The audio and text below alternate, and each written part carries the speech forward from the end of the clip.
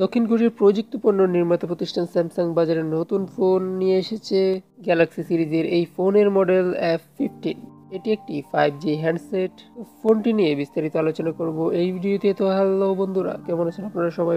আকন্দ 360 চ্যানেলে আপনাদের সবাইকে স্বাগত। স্যামসাং এর গ্যালাক্সি সিরিজের F15 ফোনটিতে 6000 mAh এর ব্যাটারি দেওয়া হয়েছে। তবে সবচেয়ে বড় চমক হতে চলেছে 4 বছর পর্যন্ত অ্যান্ড্রয়েড আপডেট এবং 5 বছর সিকিউরিটি আপডেট মিলবে স্মার্টফোনটিতে। অ্যামোলেড ডিসপ্লে থাকবে এই ফোনে। প্রসেসরে মিলবে octa-core Dimensity 6100+ chipset. Water drop style notch design থাকবে, যার মধ্যে পাবেন একটি সেলফি ক্যামেরা, পেছনে মিলবে ট্রিপল রেয়ার ক্যামেরা, আর সাথে থাকছে 50 মেগাপিক্সেলের primary camera. Latest operating system Android 14 থাকছে, যা 4 বছর পর্যন্ত আপডেট পাওয়া যাবে। আবার 5 বছর সিকিউরিটি আপডেট পাওয়া যাবে এই ফোনটিতে।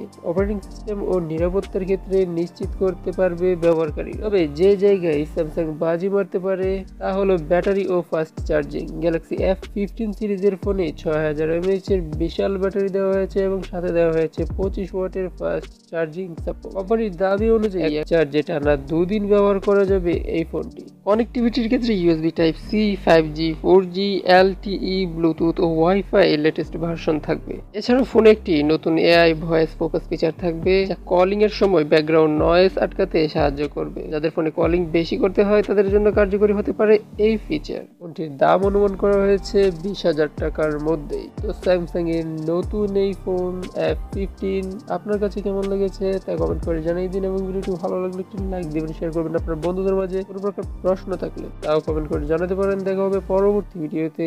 ধন্যবাদ।